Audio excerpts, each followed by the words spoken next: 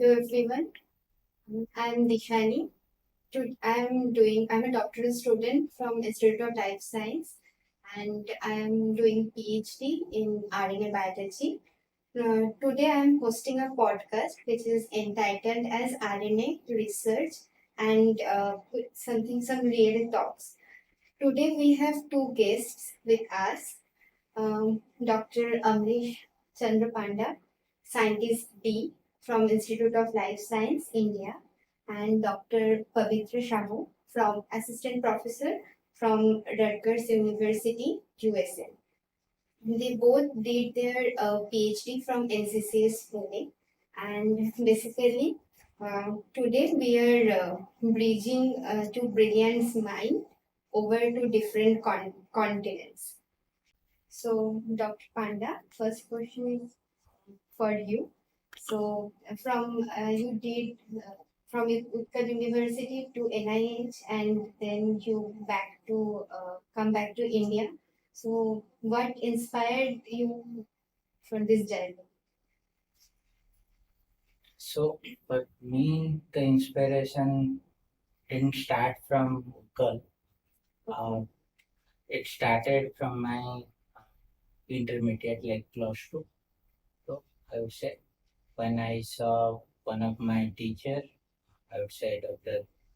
Uh, P.R. Dutta, who taught me biology so well, I thought of becoming a researcher in biology. But from the childhood, I always wanted to be a scientist, but not in biology. But after the intermediate, that inspired me more about like how the biological things work. That was very interesting to learn. So that way, I slowly moved into biotech research, and then here. But then what inspired you to come back to your country? What inspired me? The first thing is like home country is always home country. That's the first incentive. You are close to home, and you don't rely on visa and other things you struggle with in a foreign land. And when you get the opportunity at the home country, it is always best to serve the home country because we have taken so much taxpayers' money for getting trained in India, education, everything was taxpayers' money, and this is a way to pay back. So, Dr. Shamu, the contradictory question is for you. Like your path led you from India to US. What motivated you to move to US? I mean, we both went to USA. Right? Okay. He decided to come back, and I decided to stay there. I don't know. I mean, this is. I am going into a little bit of philosophical part here. We think that we take the decisions, which brings us to the free will part. Whether the free will is really there or not, it's debatable. Right? And a lot of decisions that you take are dependent on the situations that you are in. And you think that you took those decisions, but whether you really did or not is questionable, right? And we plan something, we do something, because I clearly remember when we were PhD students together at NCCS, and we were roommates, in fact. And we had many instances where we were discussing that what all things we have to do when we come back to India and have our own set of labs, right? And that was clearly in our minds. So when that actually in fact happened, he came back, I could not, because of a lot of situations I could not come back. And I still think that I contribute in a significant way to the science, because science is a global language. Whether, as he said, he's training the set of minds here for the next future of science in India. All these Indian scientists, like the brilliant scientists, they also come to USA. And in fact, right now in my lab, there are 4 Indian fellows. The 2 of them are postdoctoral fellows, 2 are graduate student fellows. So all these students also come to us, and we play a role in advancing their career further. So yeah, I don't know. I it's funny because when I was growing up in that village, I had thought that if I can come here to Bhubaneswar and have a job, my life will be set. I had no plan of going to US, but I ended up there. So I really don't know whether we really take any decisions or the decisions are actually made for us. So you both have seen the laboratories in India and USA too. So what are the like differences in education system or in scientific research between these two countries? Okay. What are the good or pros, cons, or good, bad? So Is this small. question for me or It's question for both because you so both. who wants to go first? We can. Okay, anyone. Yes, research wise, like every place has its pros and cons. Like in US, when I was a postdoc, you order things that come next day or maximum in a week time to test your idea, which takes months here.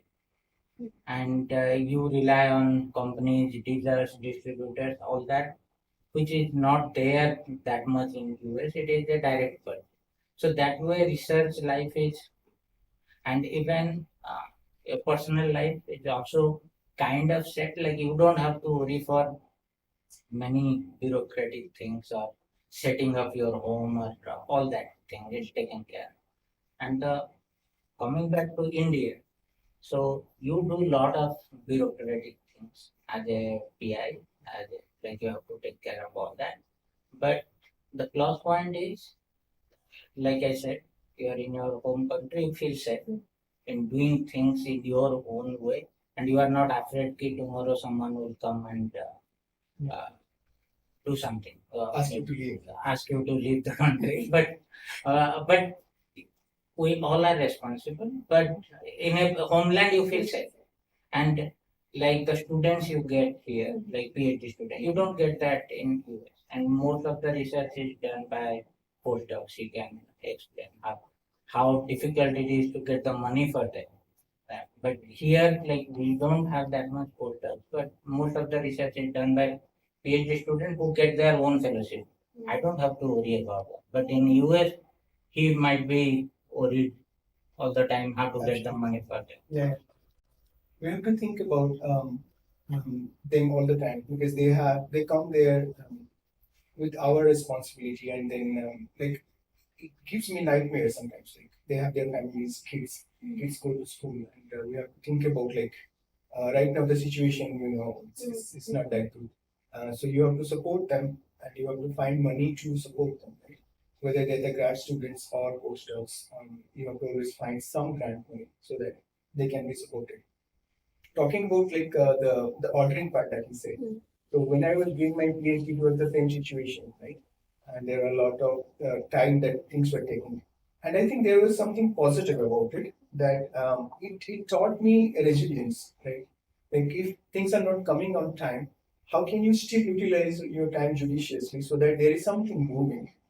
And now, on top of that, you are in a position where you have the money and then you can order things and it can come. Because you have this training already, then you can probably make things move much quicker because you have done that hard stuff, right? So that's probably the positive part, which I could not have learned if I didn't have this experience with me. The other best part or the good part about the US education or the research system is that because it's such a vast country, right? And there are a lot of institutions. If you look at the number of colleges, universities, state universities, research institutions, it's just massive.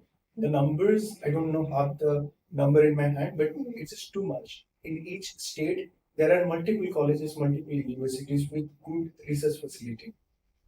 So if tomorrow I dream about something, some experiment, I'm like, okay, I think this is something that I should test. But hey, I don't have the expertise to test this, right? I can just go Google this expertise in my state, right? And there will be 5, 6 people which will come up, and I can just email them, hey, I'm this person. I'm thinking about this. Will you be willing to help? I want to collaborate. So those opportunities are actually very good, which is difficult here. So that's the good part about that ecosystem that they have built in. As now the situation in India is many students are like many friends of mine are also applying for PhD in USA or like in different European countries. And because the main reason, when I talked to them, the main reason they told me is that in India they have to go through a very hard selection process, and they have to give national level examination. But then they told me, they also told me that in USA or in European countries you don't need to give some exams like this. It's a very easy process. Then how the fellowship systems are there, or how they get paid for the research. I'll correct you that it's not an easy process. Regarding the fellowships, generally students are funded from two sources. One is the teaching assistants, meaning all the grad students who get recruited, they have to teach the undergraduates who are basically the bachelor level students, right? And the graduate students generally teach them the lab courses. Okay, so the laboratory setups for 2 to 3 hours every week, they have to teach them, and their salary comes from that, okay, which is university sponsored. And the other part is called as the research assistantship, and there the students' fellowship is coming from the PI's grant money.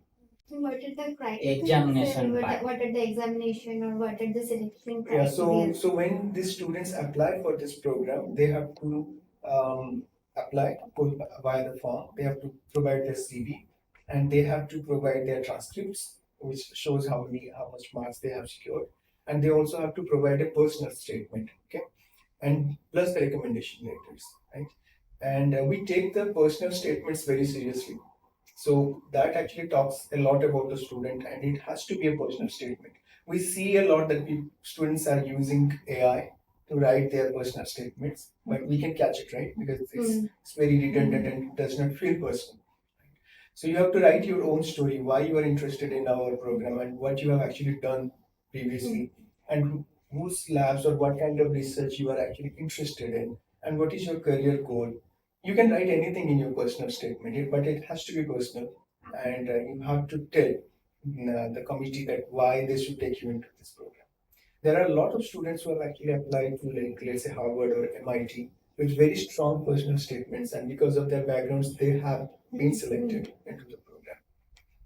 So once we see these things and we shortlist these candidates, so there will be a round of interview.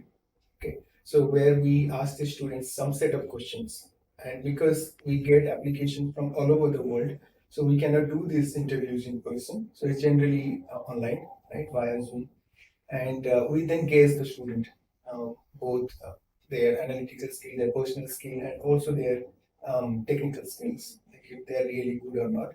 Then we shortlist the candidates based on that. So there is a proper selection process. Okay. So only there is a shortlisting procedure and just an interview. Yeah. Or any other examination? There is no exam. So Okay. because you have already given your exams and we give credit to that, right? There is no proper entrance exam for that. So we know how to enroll a PhD in India, and now from you we already know how to enroll in a PhD in USA. But for postdoc, as you both did postdoc, you both did PhD in India and then moved to USA for postdoc. Then there is something how the students, what are the criteria and how students will apply for postdocs and find some good labs. What are the criteria or what are the procedures? Because I have been talking. Yeah. For the postdoc, they said like there is no guideline. You have to find, like he said, the personal statement. So your cover letter is the first thing anyone would see. If the email is targeted to a specific person and why you are interested in his lab, what is your motivation to come to that field specifically? Really, that's the first thing a student, and then Yeah, whenever I see an email which is written Dear respected sir, professor, respect, sometimes I believe a respected ma'am. I'm saying, okay, done, bye bye. I'll see you later. even respected sir also. Respected sir, that first thing shows is like the person is not writing to you. The same email might be going to 10 other person. And the content. like why you are interested in someone's life, why that research is interesting to you, what is your background, how that From fits kind. to your skills, and how you are going to contribute. It is not about like you are going for a postdoc learning or earning from US. How you are going to support their research skill, whatever is going on, that is more important, and that your email should tell that. Once that is clear to someone, then they will go to your CV saying, okay, whatever he or she has written, let's see whether that person has the skills or not. And apart from that, a good recommendation. That's like, and the first one is from the PI. The PI recommendation is a must for, because he is the person who knows you as a person and as a researcher. No one else can write better than your PhD guy. So funny thing is that I have a postdoc who never got a recommendation letter from her mentor. I But you won't. might I, have got a recommendation from someone who you trust. yeah. So Right. I won't name them, Huh. but there are such kind of people, and especially some of the Indian PIs here in India. I don't know why they do that, but it's bad, right? It does not reflect bad on the student. Like when I'm receiving this application, and the mentor is hesitant to give a letter, it actually reflects bad on the PI because this person or the student spent 5 to 7 years in your lab, dedicated all their time, did the work, and now when they are planning to move in their career, your only job is to just provide them a letter. And if you cannot provide that, that talks bad about you, not about the student. No, you are going far extreme. What I was saying is like getting a good recommendation letter. Like nothing should be bad about it. Yeah. Like your PI is writing, but how much he is writing about you? Yeah. If it should not be like two paragraph. Okay, she has done this. She joined my lab, done this thing, and graduated on this. So that simply says that PI is Not not recommending. not recommending. So the longer the things with specific points, okay, experimental skills, Yeah. people management, interpersonal skills, communication. If you see like 10 different points written about you, then the person who is taking, they will be know, no, this person is good at these points. Yeah. So it should not be a general thing written. There should be But specific I'm points. talking about those PIs who don't give these letters. They That they, is- they have to. They have to because it's bad. They should not do that. But just to answer your question, just adding to his points, like when we are targeting and making this formatted drafted letters, that's a must. But I also understand that when you are doing a PhD, generally all your friends are already they have some jobs, they're doing well in their lives. Most of them are married and some of them have kids, right? And you probably are seeing all these posts on social media, getting depressed about it. My friends, my juniors also. Correct. So you're probably getting depressed about it. And no, not you. But the majority PhD of student. Yeah. So now, once they complete their PhD and they're planning to go into the postdocs, they are in desperation, right? Because they have seen all these things and they want all those good things in their life, and there is nothing wrong in that.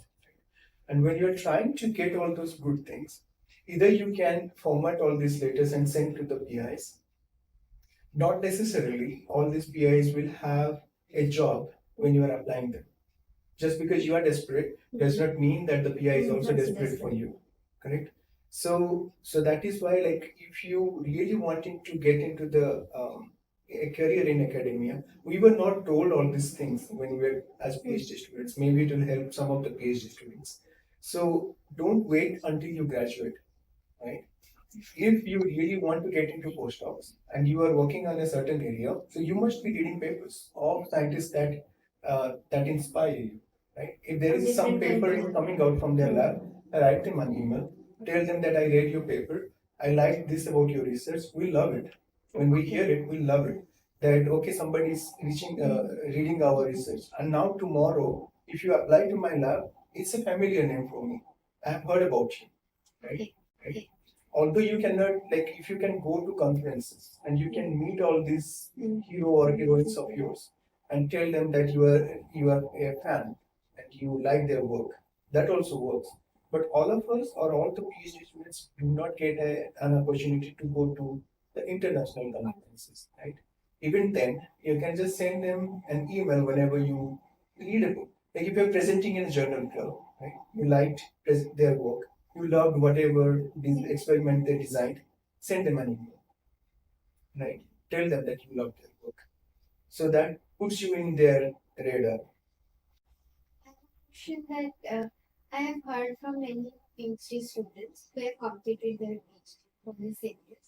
They told me that if we are doing PhD in India and doing PhD from an institute, that is more helpful for us to move to a better lab in different countries. But if we are doing PhD in a university in India, then after that there is no such growth or there is a chance of moving different country or better lab for postdoc.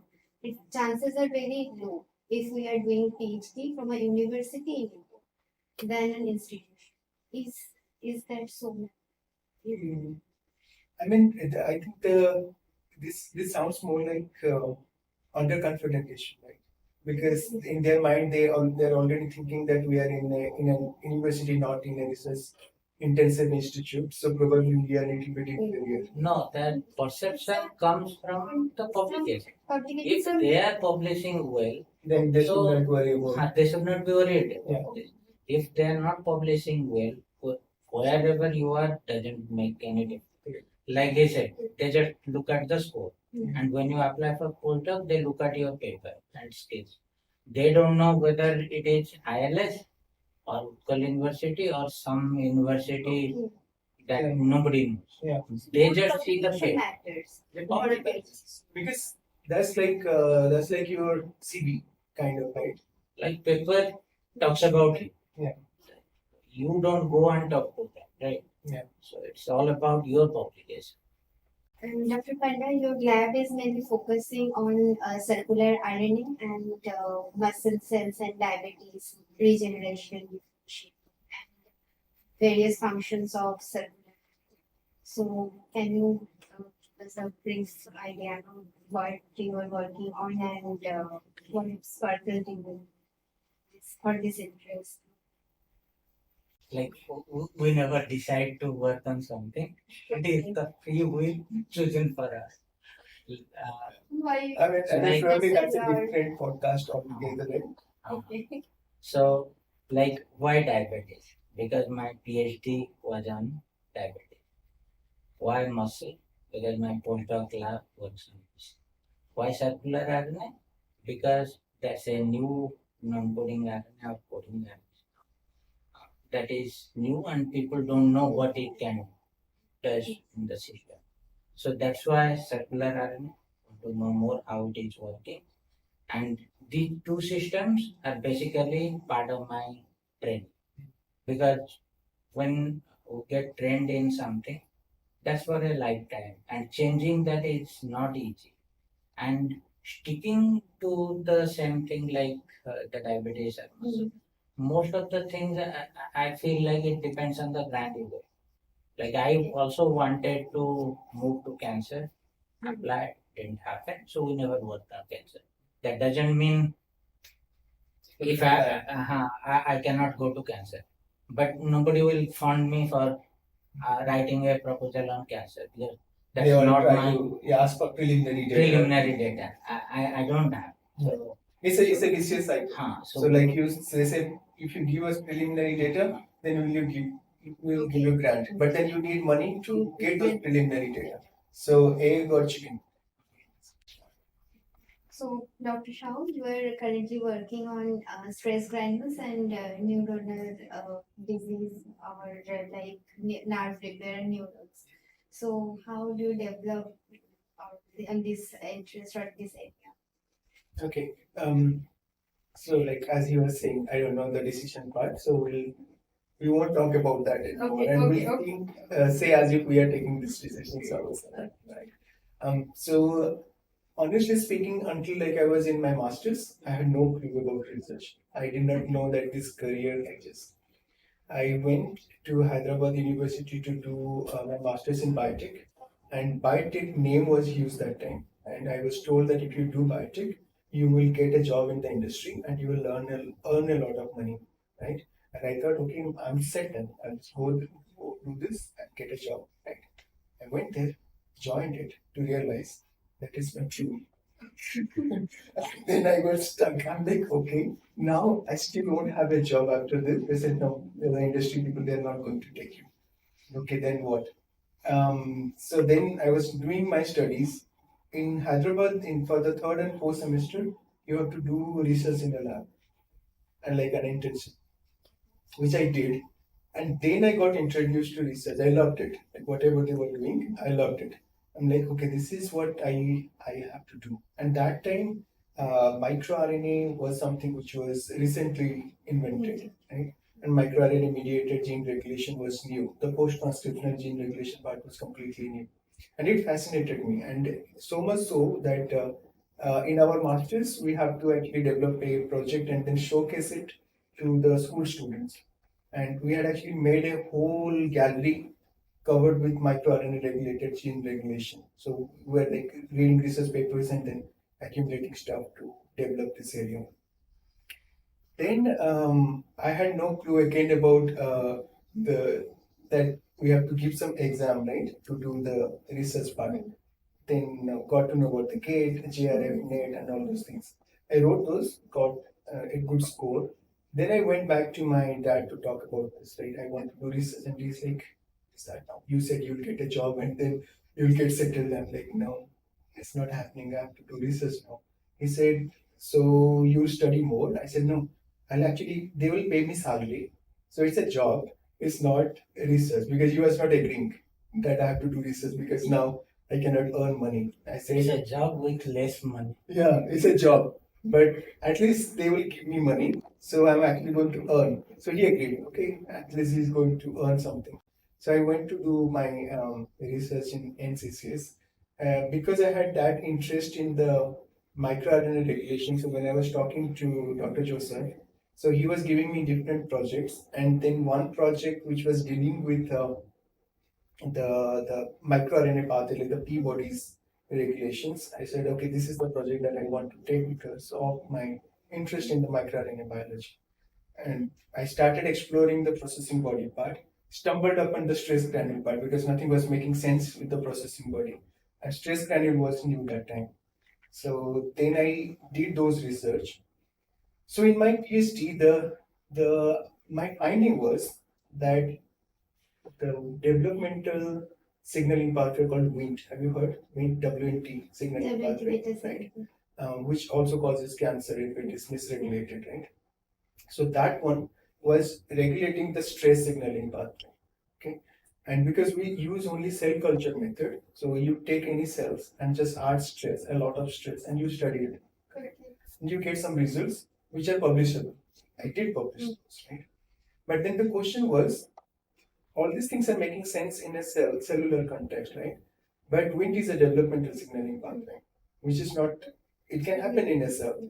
But during development, where is this crosstalk happening? Like the stress pathway and then the developmental signaling pathway. There must be crosstalking somewhere, right? So based on that idea, then I thought, is it possible that these stress pathways, they're also playing roles under physiological conditions? And the storage system is also working under physiological conditions. And if any cell has to store mRNAs, it has to be a neuron because of its extreme polarity, right? Like in our body, some of the axons are like more than 1 meter long, correct? So then, with this idea, I started applying to scientists like all over the world, neuroscientists especially. Like I want to do neuroscience because I have this idea and I want to work on this. I sent 400 applications. Yeah. And nobody bought to that idea. Nobody bought that idea. How many have replied back to you? Maybe 30 or 40, which were, let's just say, no, we don't have any positions. And probably I might have interviewed 3 places or something. 400 applications. Yeah, and then this one worked. With Professor Jeff Twist, it worked. He bought that idea and he said, "Okay, you come over and then we'll see how it goes." So then I went there and then we explored that idea. And then it seems like we got something, and that's what I'm pursuing. Yes, coming back to the number of applications, Yeah. many times PhD students get frustrated. Oh, we have applied for 50 applications, no one is replying. Yeah. But most of the time, the reply rate is like hardly 2 to 3%, yeah, maximum 5%. Most of the time, it will go to junk mail or people don't open it, just delete it because they don't have position. So why they have to reply? Yeah. And then in 50 application, your chance is like 2 or 3 will reply. Most of the time, they don't have money. Yeah. So like it is always better to apply till you have a concrete offer letter at least. Yeah. Right. I was maintaining an Excel sheet with all the scientists on these dates I applied, and then I had my reminders on for the next week to check with them what's happening, and then the remarks whether they said yes, no, rejected, whatever. So that's how. Like for me, like the way I said, I made a list on people who are working on R&D, and then for me it was less than 50. I was somehow fortunate to click to the right person At the right time. at the right time who has a position. So that is very crucial. So you never know when someone has a position. And if you look at the advertisement, and they are mostly like kind of done. So Yes, you sometimes it's not our fault also. Huh. Like I'm talking from the US perspective. So sometimes like when I have to renew my postdoc, right? So there are requirements that you have to again advertise. Yeah. So it has to be a public advertisement, although you are not going for the interview, but you still have to advertise. And like we said, you are applying to all your interested people, like whoever is doing in your field. So people already might have received 100 applications. They might have shortlisted 10 of them. Okay, when I get a position, I will talk to these 5 or 10 people. Yeah. So in those cases, like as I said, when you are reading their manuscripts, if you are writing to them, all those things are actually they will definitely remember. People remember praises, and like any creative field, because science is also a creative field. If there is an actor, they say हम तालियों के लिए जीते हैं. It's for the same reason. Like when you appreciate their work, their art, they like it. So the scientists are the same. You appreciate their work, and you can even be constructive criticism, right? You can provide them. I like this part, but this could have been better, or I think this is the alternate explanation to that. So we are having like more serious scientific talks. Some games like rapid fire round or like one word answer. Like more. It's like coffee with current now. It's the coffee. So the first question is, person, what do you prefer, like coffee or tea? Me, tea at home, coffee at office, because I But you like. have to choose one. No, that's the fact. Okay. Yeah, because if I'm in my office, I'll drink coffee, and if I'm at home, then I'll drink tea. And there is a reason, because I like my tea cooked, and I cannot do that in my office, right? And I don't like that bag tea, so I have my coffee maker, so I drink black coffee there. So sorry, I don't have a single answer. What is the most lab equipment you have used? Most used lab equipment or techniques? PCR. I think it's centrifuge. Okay. Right? You do anything with a centrifuge. If you are not becoming a scientist, then what would you do? Oh, you have to answer first. You have You're to answering answer first. one. Oh, I would be a pilot or astronaut. So basically, my interest is still on physics. If I get a chance, I would change the field. Yeah, I don't know. Because here in India, most of your career decisions are made by your parents. So probably I would have been a civil servant. Yeah. No, the question is What If would you be are the given a top free will, activity? Or free will, what free would will, you become? no, Um, not a uh, scientist. an actor and a musician. Okay. So your hobby is music? Yes. Okay. And so yours, like apart from science, what is your hobby? Watching movie. Yeah. I watch that on Netflix. And you watch And Nayak 80 times now. Have you stopped watching Nayak now? No. Whenever I I have watched Nayak so many times with him because anytime you go, he's watching Nayak in the room. So I also watch. Till now, what is your favorite scientific discovery? my first paper, that was like serendipitous discovery. Like we saw two bands for insulin, which was not expected at that time. I was also confused. It is supposed to be one word, but it goes like that. We saw two bands. At that time, I could have said, okay, it is something non-specific, and then discarded the whole thing and would be working on something else. But fortunately, my PI agreed to sequence and see what are the two bands, and then we found a splice variant, which is actually the abundant splice variant, which was not there in the NCBI database. And that is how my PhD started. I don't know if I would not have done that sequencing, Mm. I would not have discovered that, and I don't know what would have been my PhD. PhD. We were never given a PhD topic, right? Never given a PhD topic. You just go work there. and find out what is working. Yeah, you just go Because there that and was then like, the okay. discovery, like serendipitous discovery to find a splice variant, and then the PhD started from there. Before that, it was just doing something in the lab, not knowing what would be a paper or what would be the final thesis look like.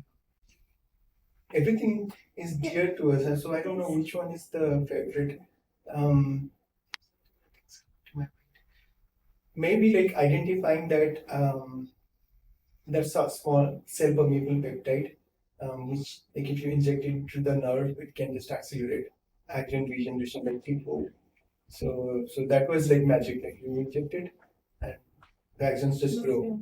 And if there are stress granules, you apply that peptide, the granules are gone. So that's like some magic kind of thing. So that was nice to see. And that is the patent, right? That's the That patent. is one for the startup person. Yeah. Yes, Okay, then dream journal to publish your work. No, I don't look at the journal. As long as the journal has a good reputation and people are following in my field, it should be okay. It should not be impact factor or journal by name. Doesn't really make any difference. Yeah, the same. Like I don't care about the journal, but if I think the work is good enough, so there is no harm in sending it to the top journals. So the worst thing is that it will get rejected, which it does. And as scientists, if there is nothing, we get trained in getting rejected, right? And we get trained well for life. So like, Getting the rejections. Happy. Yeah, like there are 50, maybe 10 rejections and one acceptance. Right? And here, like even in USA, the grant rejections are brute, right? And you'll have the reviewers. They're like, this is brilliant idea, but this is bad, and rejected. Right? So they send you to the top journal, and it should be reputed as you said, and people in your field should be reading it, and your work should be rigorous, and if it is good work, it will get cited. So. Yeah, citation matters. Like where it is published. If nobody is referring your work, then there is no point in publishing in anywhere. Who is a dream collaborator? Hopefully, Yeah, that's what I was going to that, answer. we should start this year. We have been talking for years Yeah. to I have start seen this something. between friends that they always talk about collaboration, Collaboration, but they never do. they never do. Yeah. Because So maybe we like both the have right to do time collaboration. has not come. Yeah. Okay. So like we decided today. We should ask him for the Ah. right time because he does all the. Yeah, so this man now, behind the now camera. he is the person who will decide whether our collaboration will work. Correct. Can you share some biggest lab mishap from which you took a valuable lesson? Like I said, we are well equipped with dealing with mishaps, so we don't see anything as big. Anything, So what These kind are of the mishaps are you talking about? incidents kind of like if sometimes we keep the enzymes like in room temperature. that's not mishap. That's not miss up like something big like this. No, those are mistakes, and that is Mistake. part of the Okay. game. That is a part of the deal. You do mistakes as students, we have done, you are doing, everyone does that. And Yeah. it's I not maybe a I can. mishap. It's not a mishap, but maybe I can tell a couple of instances. Like during my masters, when I was doing my internship, so there was a PhD student. Okay, so that person left the centrifuge lid open and it was on. It was the refrigerator centrifuge, right? And I was working late in the lab, but I was not using the centrifuge. So the next day morning when I came, the PI is like, and the PhD student, because the PI saw that this is on, so he was shouting. And the PhD student to save his ass, he said my name. Like, okay, he might have done it. And he was shouting at me like crazy. The PI. He's like, you know, I can use snacks for you, blah, blah, all those things. And I was crying, literally crying. I'm like, I did not do this, right? I did not do this. And I was like headstrong that I'm not going to work in this lab. Right? I'm done. No, but even if you have done it, like, That's not the way to. no, that's not the way. And mistakes are part of life. Correct, but So- that's not the way to treat you. Way right? to trade. So I was like, I was crying, and I'm like, I'm not going to work in this now. I'm done because I cannot take disrespect. Okay? I have not done this. And there was this lab cleaner who used to clean the lab, right? And I was sitting in a corner, and so he comes to me, and he's like, "You're feeling sad." I understood what happened because they were all talking in English. He doesn't understand English, but he got the idea. And he's like, don't, I mean, this guy, he talks like this. He shouts, but his heart is good. Okay. So just ignore all these things. Focus on your work. You'll be fine. Something happened to me, and then I decided, okay, I'll stay. That he calmed me down. That guy, he calmed me down, and I stayed there. I got a publication out of that internship. So yeah, I don't know whether it's a mishap or something. That's good. Happened for Yeah, you learn things from. This has always happened. So can you describe your research journey in one word? Surprisingly amazing. we enjoy it, but in another perspective, if you look at it like a training paper, but in reality, how is it going to help the society as so training part it is excellent. We're training manpower, getting manpower ready for the future. Okay, but when it comes to delivering to the real need society, that part I don't think we're doing that great. I don't think that is true. What you call that syndrome? I'm forgetting the name for it. Where you always feel less about yourself, right? So whatever you do, like how much ever you contribute, you always think as if like you're a scam, right? That you're scamming people. Okay, it's not true, and it's that is human. To feel that way is human. To question yourself whether you are doing it, whether you are good enough, right? Whether you are adequate. Is Whether it is relevant. yeah. I mean, who are we to question whether it is relevant or not? In a grand scale of things, We're doing our job. yeah. I mean, just think about this. In a huge universe, there is a floating Earth, which is tiny speck, and we are just some people, and you are one of them. Doing Tomorrow, if you go, nobody No, cares. Nothing will that change. is what I mean. Yeah. If I die tomorrow, if nothing changes, Yeah. then what relevant thing am I doing? So if you don't do this, okay, you will actually do a lot of bad to the society because your brain is so active. So that's why you have been put into it. So you do this. Confined to Yeah. the lab You and do do this something. and don't do bad to the society so that you are busy. They're just keeping you busy. If they release you, you will actually do a lot of bad. Not really. I'm sure. Can you share some memorable mentorship moments? Mentoring, like, that is like learned again from the mentors, basically, to have patience. he knows how impatient I was. But with time, with getting mentored, you get to know that people are different. There is individual. Their background is different. Their mindset is different. Every day, whoever is with you, you don't know what is going on in their life, their uh, uh, friend circle. So people can be mad. Students sometimes cry, they complain, they fight. But then as a mentor, like you have to keep calm.